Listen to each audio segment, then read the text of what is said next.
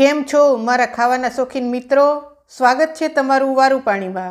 આજે આપણે બનાવશું ખૂબ જ ટેસ્ટી પનીર ભુરજી। તો જોઈએ એની રેસીપી।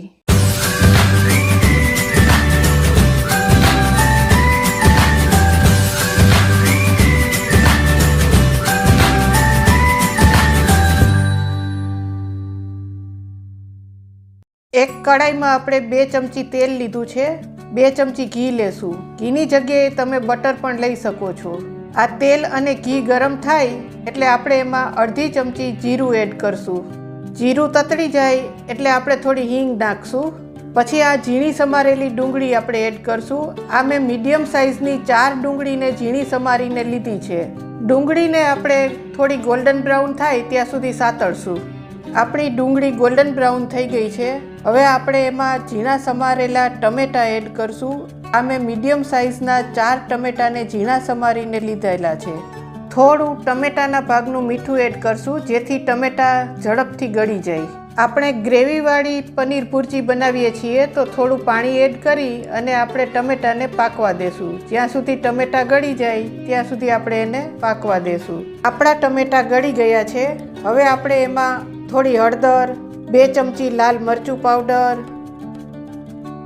2 ચમચી ધાણા જીરું પાવડર, થોડો ગરમ મસાલો। હવે આપણે આ બધા મસાલાને સારી રીતે મિક્સ કરી લેશું।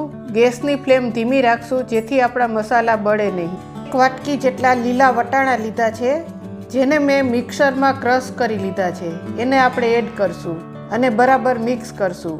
વટાણાને આપણે 3 થી 4 મિનિટ સુધી પાકવા દેશું।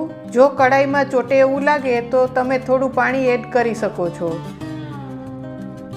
2 ચમચી આદુ, મરચાં અને લસણની પેસ્ટ એડ કરશું।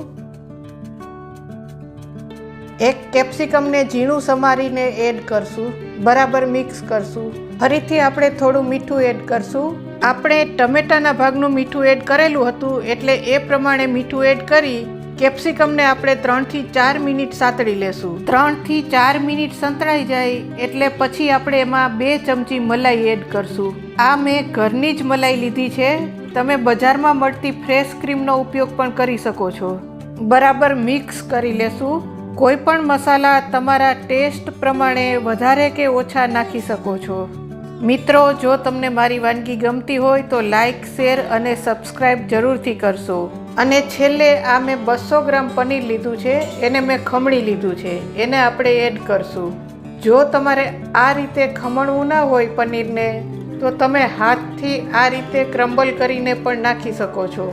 પનીર નાખ્યા પછી આપણે એને બહુ હલાવવાનું નથી, બસ સારી રીતે મિક્સ કરી અને ગેસ બંધ કરશું। છેલ્લે આપણે થોડા લીલા ધાણા એડ કરી મિક્સ કરશું।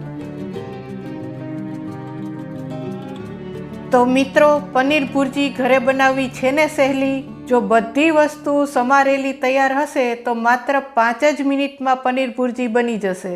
હવે આપણે આને એક સર્વિંગ બોલમાં લઈ લેશું। તો તૈયાર છે આપણી ખૂબ જ ટેસ્ટી પનીર ભુરજી। આને તમે પરોઠા, નાન, રોટલી, બ્રેડ સાથે ખાઈ શકો છો।